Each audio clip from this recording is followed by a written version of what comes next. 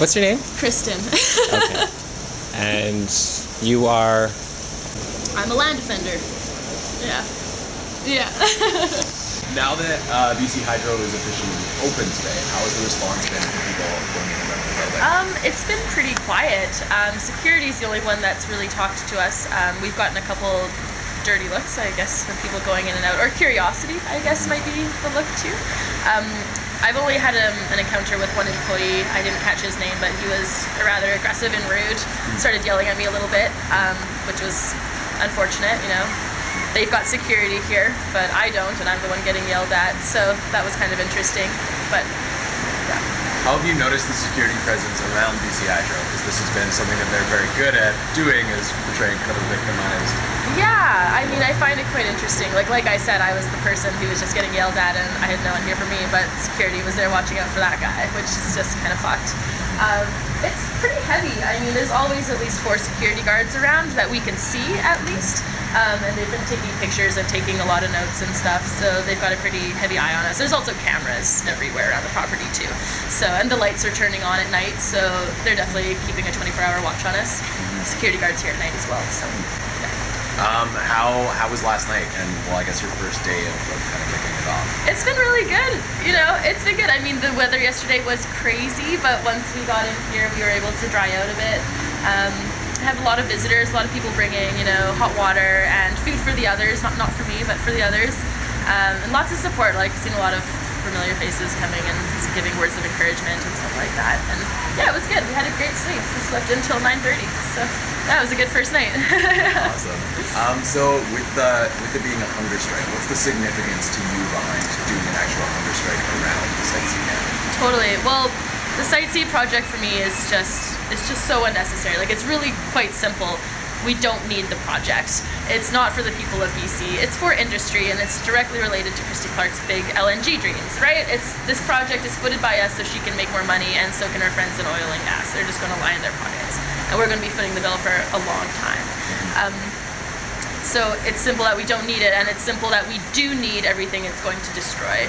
The beautiful wilderness, intact wildlife habitat, the biodiversity, that beautiful agricultural land that can feed up to 1 million people for a year, you know. It's just so obvious that we don't need the dam, but we need what it's going to destroy. And destroying all that land and everything, it's turning the world into a place that I don't want to be a part of, and that's why I'm kind of willing to take this drastic measure, because projects like Sites you go through, LNG goes through, you know, we're not going to have salmon, we're not going to have that agricultural land, we're not going to have amazing fresh food, there's not going to be wildlife, you know. It's just symbolic of the future of industry, and it's not one that I want to be a part of. How do you see the interconnectedness with this project to the other slew of projects being proposed in BC right now?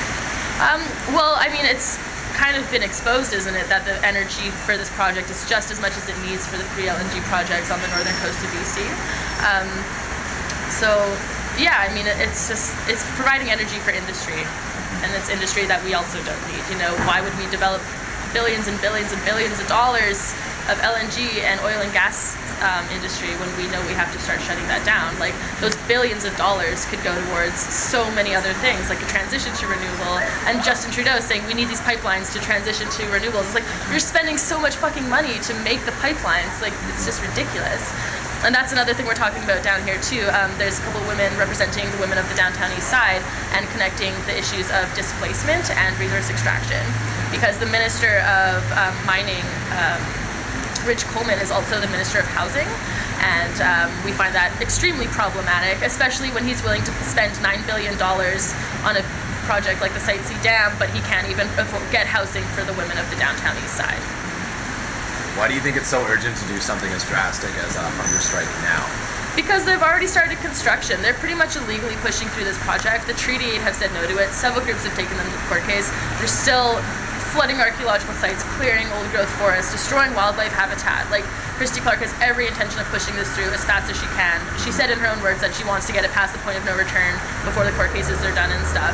And it calls for drastic measures. And, you know, I mean, people can only go about 3 weeks without eating, right? You know, hopefully within 3 weeks this is fucking done, because if not, like, I'll be gone or the project will be halted, so. What do you think the significance of having something like a visual like this in the heart of downtown Vancouver, also right next to BC Hydro? It's been really good. We've had quite a few people stop to talk to us today. A lot of familiar faces, but also a lot of new ones. Some of which don't even know what the Site C dam is.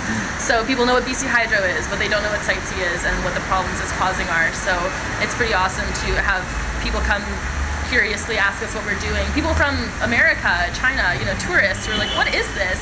And we're getting to spread a lot of awareness that way, which is awesome.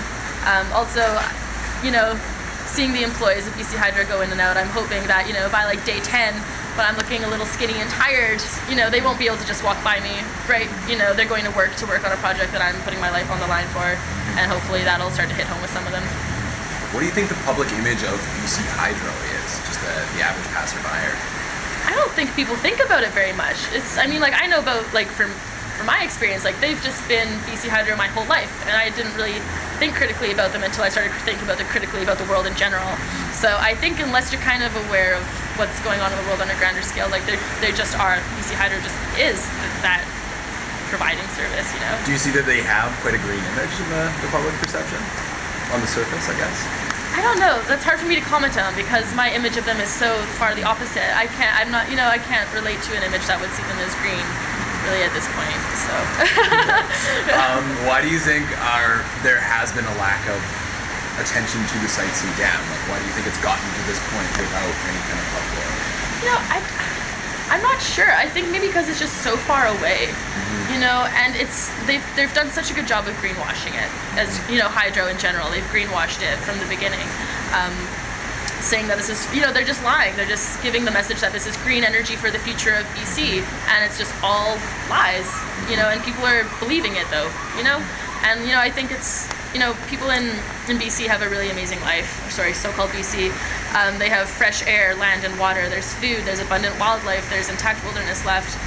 Not a lot of it, not as much as we are told or think that there is, but there is quite a lot left of it. And the problems facing the world don't hit home with the people here because it's not in their face. It's really easy to turn a blind eye and just be like, oh, my life's easy.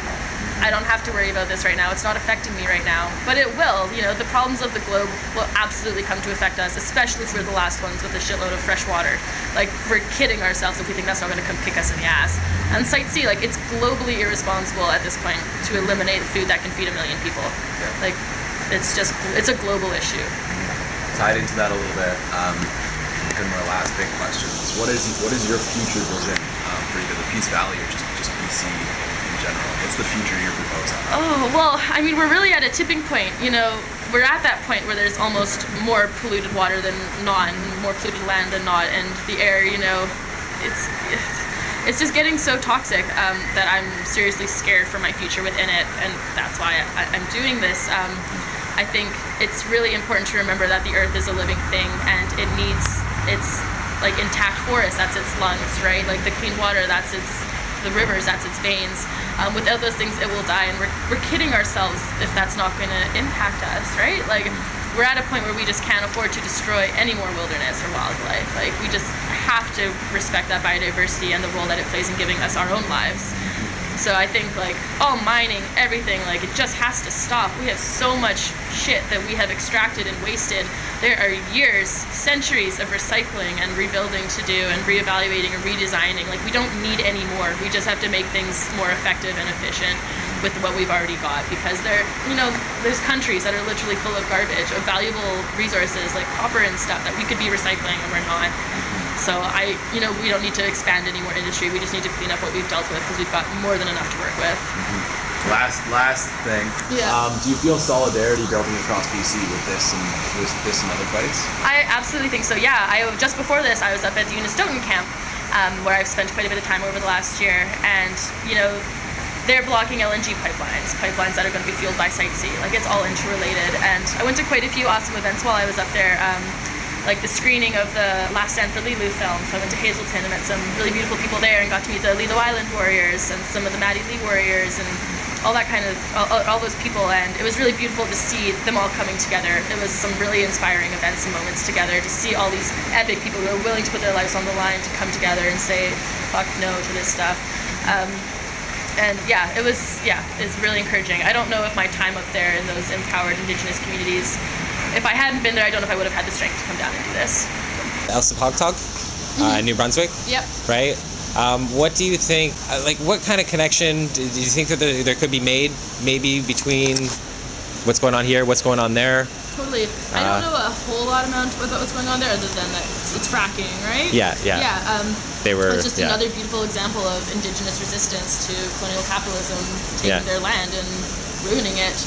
They stopped that. Yeah. Right? Yeah. So, do you think that could happen here?